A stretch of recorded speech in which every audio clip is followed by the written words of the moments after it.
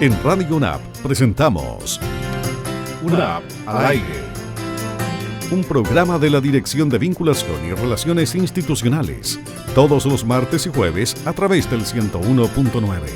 Cristian Yamet analizará junto a sus invitados toda la contingencia regional en la visión de la Universidad Arturo Prat. UNAP al aire.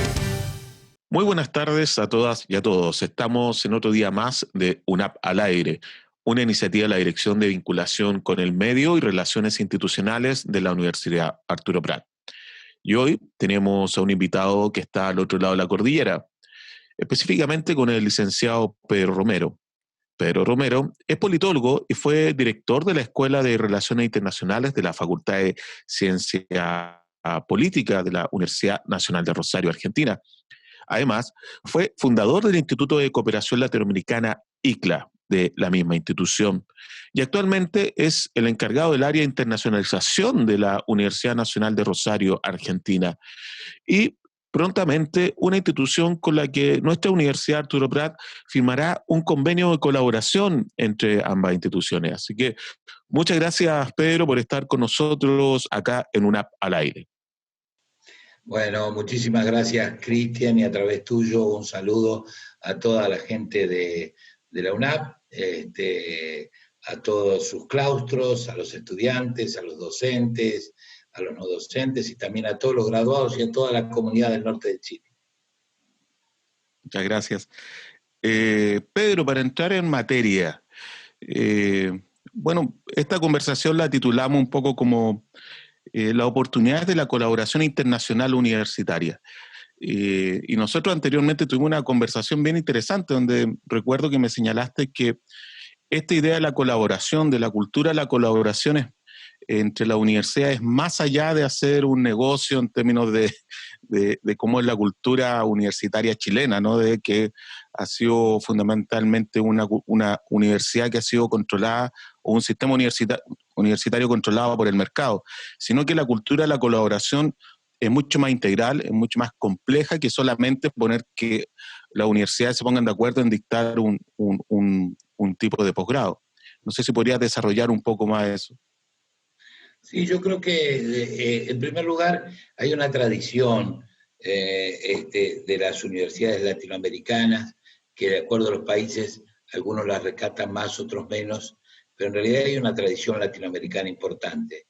O sea, la reforma de 1918, a partir de allí donde la universidad pública, una reforma que surgió por un grupo de estudiantes en Córdoba, en Argentina, donde la universidad pública se interroga si hasta qué punto respondía a los desafíos de su época, ¿no? O sea, creo que esa pregunta es una pregunta que quedó latiendo todo el siglo XX y en todas las universidades, de alguna manera, siempre hay que preguntarse si uno responde a los desafíos de su época.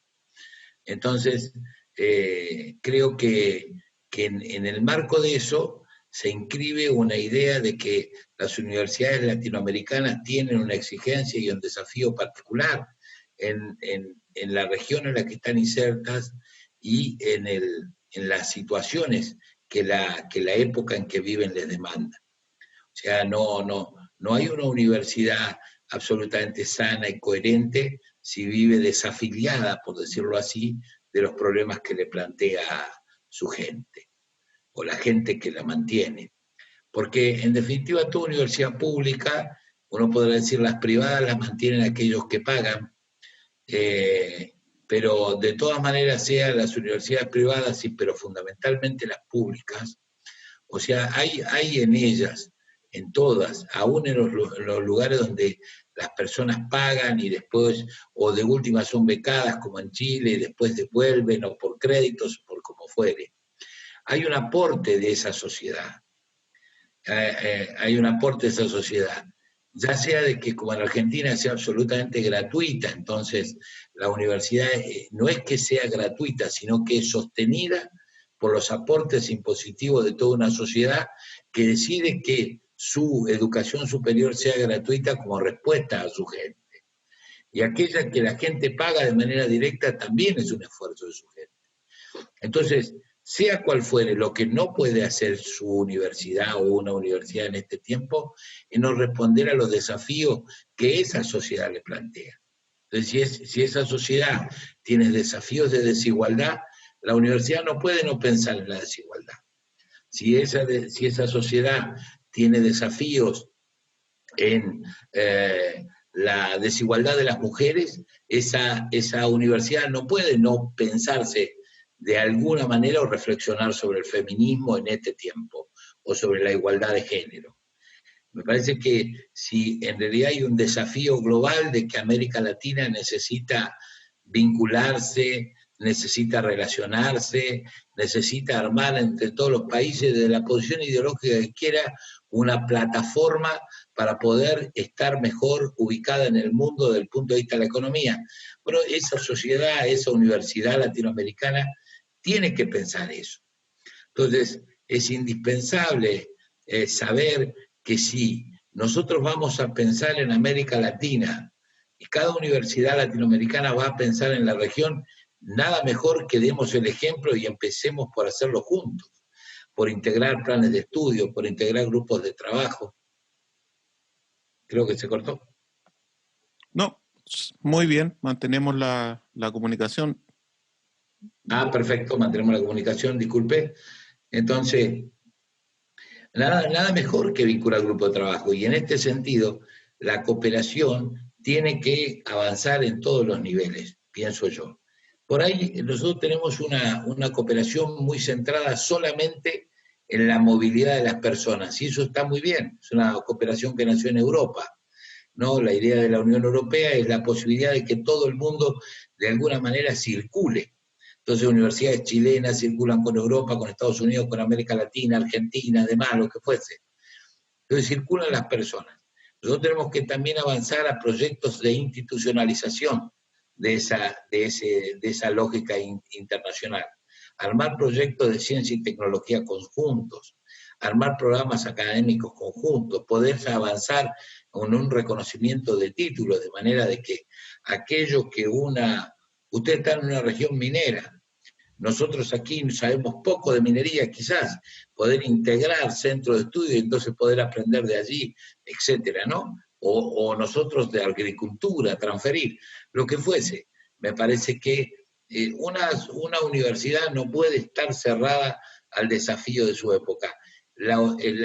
Llegar a la universidad no puede ser el final.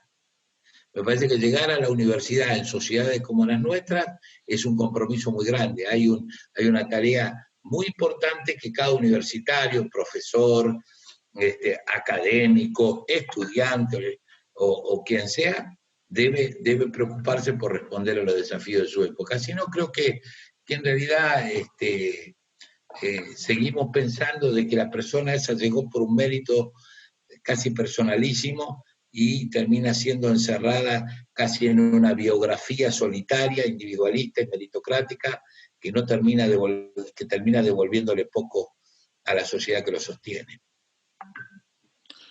Pedro, en ese sentido, ¿qué oportunidades de colaboración internacional tú ves hoy día para el caso de las universidades latinoamericanas, entre ellas y con el mundo, por ejemplo? ¿Qué ha cambiado, tal vez, incluso producto de la geopolítica mundial? América Latina hoy día está viendo a otros continentes, se está abriendo. ¿Cómo se sitúa en esta lógica de cooperación, de colaboración internacional universitaria? Yo creo que hay dos niveles. Yo creo que si vos ves la movilidad, tanto estudiantil como docente o académica en general en América Latina en los últimos años, sea cual fuese, llevamos unos cuantos años de crecimiento que ahora se ha cortado por la pandemia. Eso es estudiantes, profesores, por distintas redes y sistemas de becas internacionales que pueden hacer una estancia, un doctorado, o una maestría, un magíster, o lo que fuese en otro país. Eso ha crecido mucho en América Latina, fundamentalmente a partir de la década de los 80 hacia acá, fue la línea, si vos ves, la línea es ascendente. Incluso todos estos movimientos de personas no necesariamente están vinculados a las instituciones. Esto debería ser claro, porque pienso que lo tenemos que reconocer. Por ahí vos tenés un profesor de la UNAP, que solo, o de la UNR, aquí en Rosario, en Argentina, que solo llena una solicitud de beca y llega y dice, me gané una beca, me voy 6 meses, un año a tal lugar. Y bueno, simplemente hay que dar una licencia. Entonces, ni siquiera uno fue el evaluador, si era pertinente lo que hacía o no, nada. Entonces, las personas se mueven independientemente de las instituciones. Este es un primer dato importante. Y se mueven mucho más de lo que parece. No hay una clara conciencia del enorme movimiento de personas que hay, porque es una característica del mundo de hoy, de la globalidad. Las personas se mueven, algunas por necesidades materiales que no pueden satisfacer, otras por necesidades intelectuales o demás. Entonces, la medida que las instituciones nos podamos poner de acuerdo para la movilización de esas personas, sería ideal. Te pongo un ejemplo. En estos momentos en el sistema de educación argentino hay alrededor de 37.000 latinoamericanos estudiando. Son jóvenes, todos jóvenes, 37.000. Estas personas no vinieron en sí mismos porque pudimos articular programas para trabajarlo juntos, para hacer un proyecto para movilización de jóvenes. Vienen porque sí, los jóvenes se mueven. Lo mismo nos pasa con países del extranjero. Entonces yo creo que una primera idea sería la posibilidad de que nosotros podamos desde la institución fortalecer eso, hacerlo mejor y además que eso sea virtuoso después. Las experiencias biográficas de cada uno se vuelvan biografías institucionales, que sería lo mejor. Una segunda idea, me parece importante, es la vinculación tecnológica. Todas las universidades estudian determinados niveles de ciencia aplicada. Yo pienso que si ponemos a circular eso es importante. La Universidad de Rosario, con la pandemia, mi universidad, entonces en realidad se vio desafiada, interrogada sobre, teniendo una facultad de medicina, bioquímica y demás, si podemos nosotros aportar. Y terminamos desarrollando aquí nuestra universidad es sede de los test de PCR para medir el contagio del COVID. Lo podemos hacer. Desarrollamos un prototipo que todavía está en desarrollo de un respirador artificial de emergencia. En fin, como ese puede haber otros, como puede haber en los planos técnicos, tecnológicos, en cada universidad. Entonces, no solo circulan las personas, es importante que podamos circular las cosas entre los latinoamericanos. Y tercero, me parece que hay una geopolítica del mundo donde hay nuevas oportunidades de cooperación. Nosotros, como universidad, armamos una cooperación estratégica con la Universidad de Bolonia, que es la primera universidad del mundo, del 1500, ¿no? La universidad quizás más famosa de Europa. Porque es importante, los europeos están en una crisis de cooperación con los americanos y también con los chinos, entonces han recuperado la cooperación con América Latina y con África. ¿Sí? Y eso es importante. Entonces, creo que en realidad podemos recuperar una relación virtuosa con los europeos que alguna vez supimos tener y después la hemos perdido. O también Europa ha invertido menos en eso.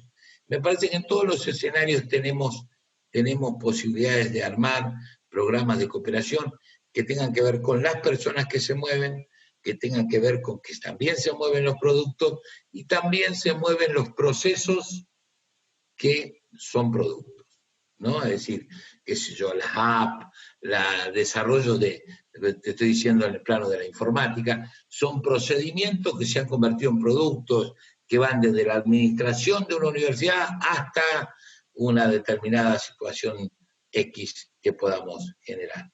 Todo eso es importante, creo que el conocimiento, de manera de que también se beneficie a las poblaciones, ¿no?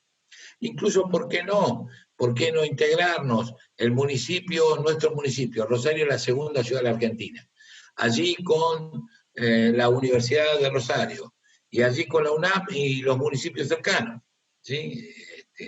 Y armar una red, y después juntarnos municipios y universidades, es decir, invitamos a una reunión de empresarios y lo generamos nosotros y lo facilitamos y le ponemos la agenda y los integramos. Eso para mí es cooperación. Interesante perspectiva, Pedro, porque efectivamente muestra una suerte de concepto, de paradigma de integración bastante integral. Eh, en ese sentido, ¿cómo ves que va a impactar este tema de la pandemia, la pospandemia, a la internacionalización, a la integración? Muchos incluso hablan de que en la pospandemia ya no serían necesarias tantos congresos presenciales, por ejemplo, que hoy día se podría hacer una serie de iniciativas semipresenciales, etcétera. ¿Es así? ¿Tú ves que va a tener un impacto en la forma en que vamos, esta movilidad, este tema de las clases telemáticas llegaron para quedarse? ¿Cómo reflexiona ese impacto en la pospandemia? Pues? Yo creo que tiene mucho impacto la pandemia, muchos están por verse, hay mucha adivinación dando vueltas, digamos, y tal vez poco concretos. Quizás para el plano de la educación, y para no entrar en el plano político, de política internacional que podemos hablar hoy o cualquier día, yo creo que hay muchos impactos. Yo creo que hay que tener cuidado con que se invierta la pirámide. Eso es quizás una preocupación interesante a tener en cuenta, para poner un matiz, ¿no?, a lo que comúnmente se dice. Durante mucho tiempo con las nuevas tecnologías nosotros pensamos que desarrollar nuevas tecnologías para poder hacer educación era la base del futuro. Es decir, si vos no tenías nuevas tecnologías, realmente estabas demorado. En un momento determinado, vivimos un momento muy particular de la historia, único te diría, y es que las nuevas tecnologías fueron obligatorias en este tiempo. El que puede, se conecta como puede, con un teléfono, como sea, cada uno usa las redes sociales como le parece, hace lo que puede, pero apareció con la pandemia una irrupción fenomenal de la nueva tecnología, desde un niñito de 5 años hasta uno que iba a un doctorado. Todos. De repente, todos. También nos dimos cuenta que no era bueno llevar el trabajo a la casa sin patrón y la escuela a la casa sin maestro. Porque en la mesa donde se come, se habla, se ríe y se llora, es difícil estudiar y trabajar a la vez. También es un dato inexorable, con lo cual, es decir, no es fácil conversar, dialogar, reír y llorar en la casa, en la misma mesa, mientras comparto el plato o el vaso de vino, y a los 5 minutos conectarme en Zoom con la universidad. O que mi hijo se conecte con la maestra que está en otro lado y convertir la misma mesa en un aula. Eso es un dato válido respecto de la educación de este tipo. También puede invertirse el panorama.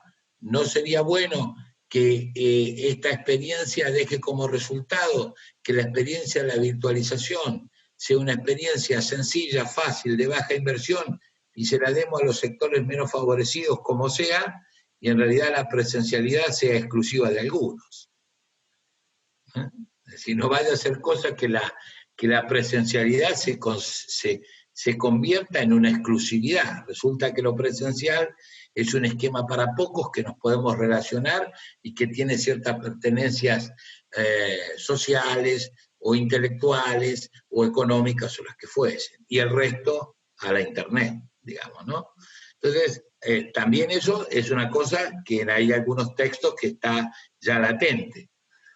Y creo que también llega desde un tercer nivel de desafío que es importante, es el nivel de desafío del aprendizaje, que creo que está por verse, ¿no? Está por verse. Fundamentalmente, que la pandemia dejó un esquema de aprendizaje en muchos niveles, desde los niños, los adolescentes, los jóvenes y fundamentalmente los adultos. Y vimos también que hay distintos modos. Durante mucho tiempo creímos que nosotros teníamos que incorporar la pantalla para hacer un lindo producto, un excelente video, un excelente power, una excelente imagen, porque los niños se entusiasmaban maravillosamente cuando lo poníamos, y la aburrida era la maestra en la escuela. Y cuando nosotros íbamos a producir esta revolución verdaderamente tecnológica, los niños iban a enloquecer estudiando.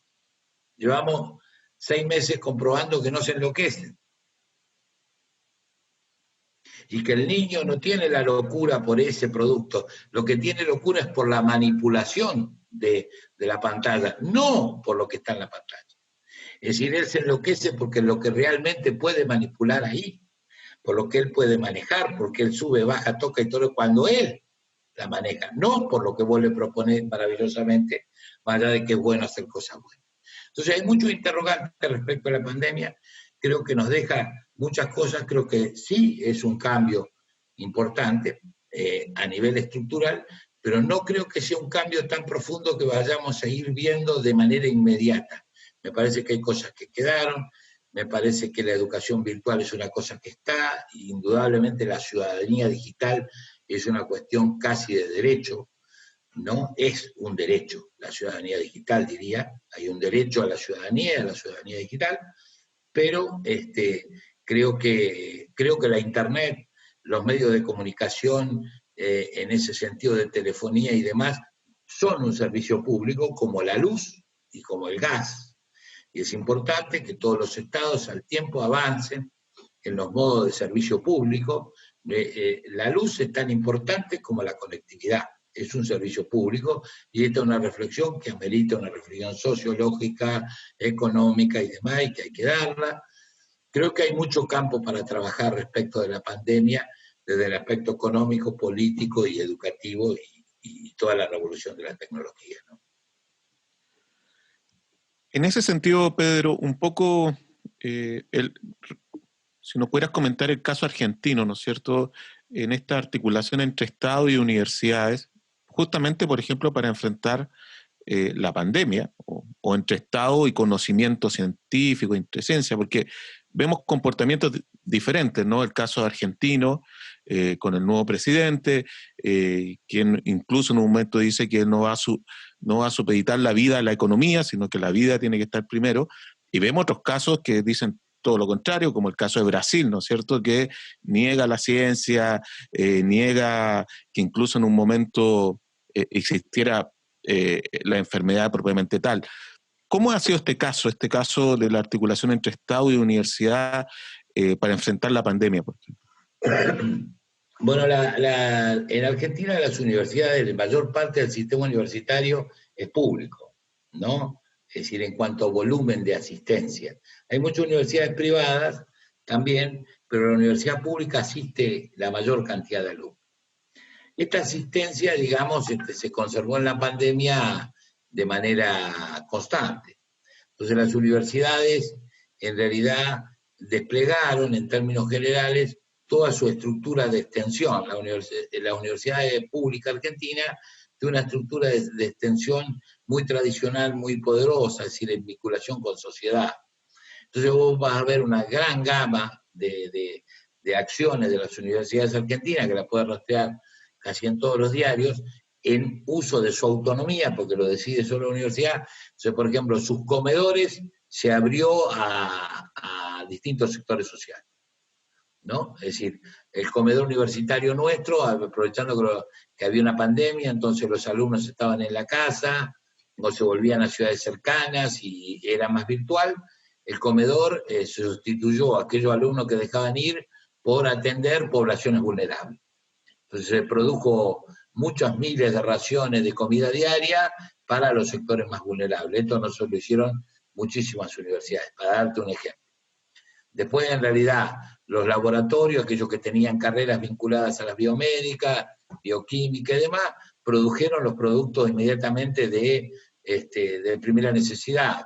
Nosotros produjimos, no sé, cientos de litros de alcohol en gel, y que se regaló, digamos, a también todos los sectores sociales que se veían más afectados, ¿no? Y que aún se ven muy afectados. Y así se fueron tomando una serie de medidas en cual las universidades intentaron hacerse presentes, si vos querés, en la primera línea de la manifestación, ¿no?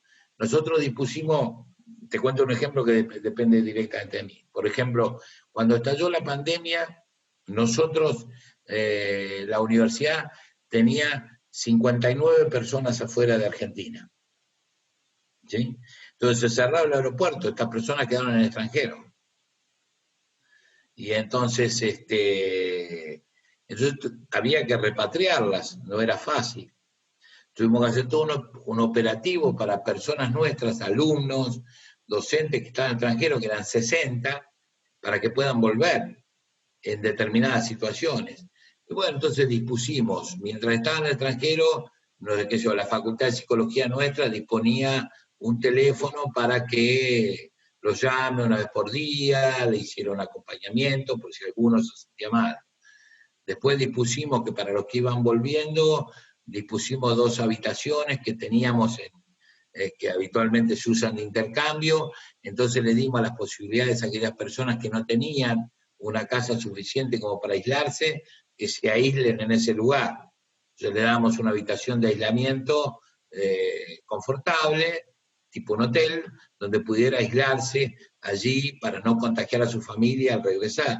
Y armamos así esos operativos. Este tipo de acciones fueron la caracterización de la universidad, más allá de que la participación. Vos sabés que el presidente tiene un comité epidemiológico, que son todos profesores, son todos epidemiólogos más o menos de la Universidad de Argentina, que son 14 personas que lo asesoran y que en definitiva han sido determinantes en la decisión, que es un comité científico, digamos.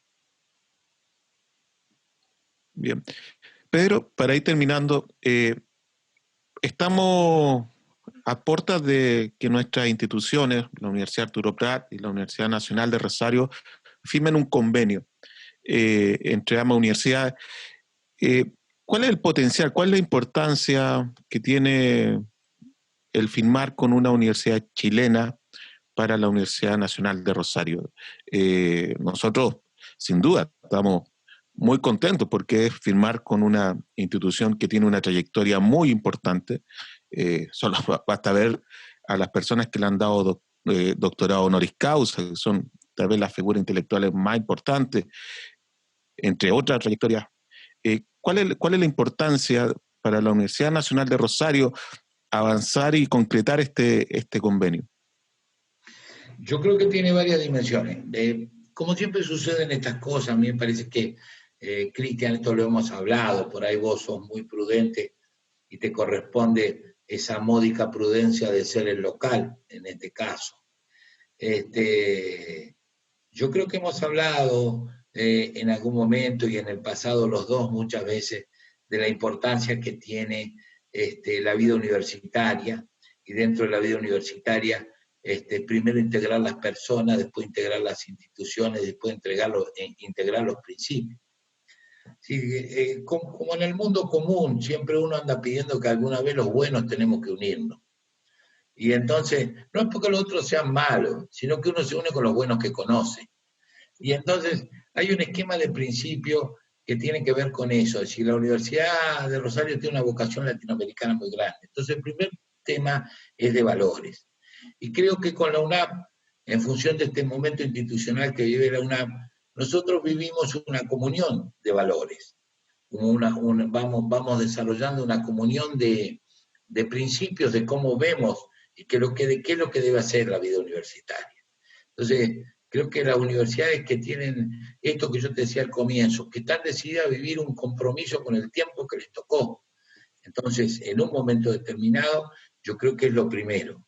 Entonces, para nosotros hacer una asociación estratégica, diría yo, con la UNAP, es muy importante porque en realidad está en nuestro estatuto hacerlo, ¿no? Seleccionar las universidades latinoamericanas donde podamos caminar juntos y desarrollarnos mutuamente como instituciones.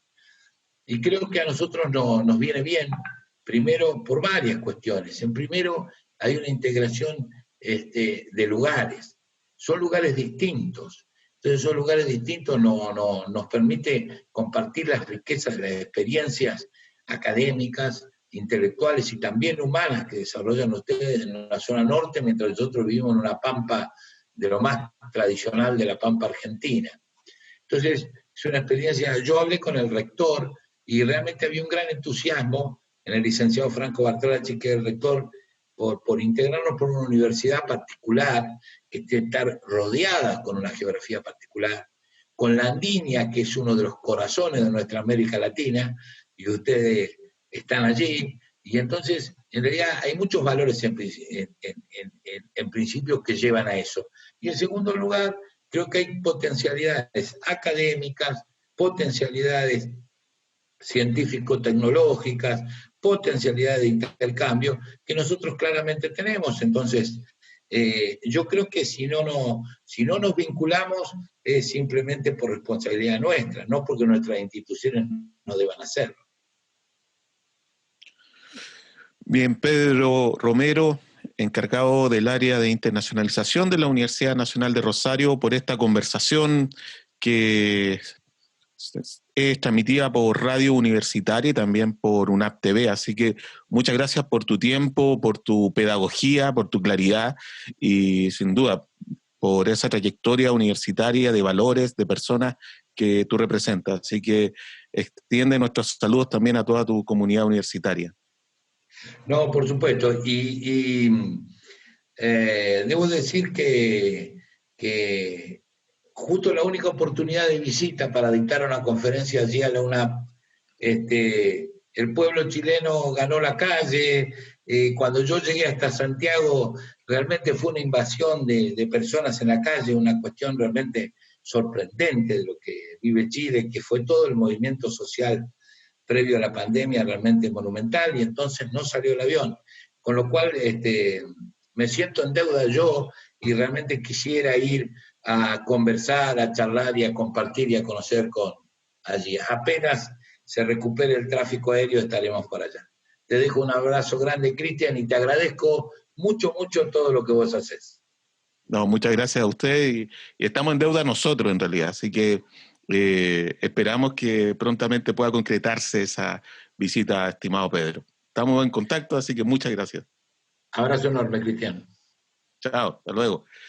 Bien, estuvimos conversando con el encargado del área de internacionalización de la Universidad Nacional de Rosario, Pedro Romero, quien nos adelantó en exclusiva esta firma de convenio de colaboración entre la Universidad Arturo Prat y la UNR de Argentina. Así que muchas gracias por su atención y nos vemos en una próxima oportunidad acá en UNAP al aire.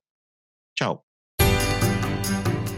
En Radio UNAP hemos presentado UNAP al aire, un programa de la Dirección de Vinculación y Relaciones Institucionales, todos los martes y jueves a través del 101.9, con la contingencia regional en la visión de la Universidad Arturo Prat.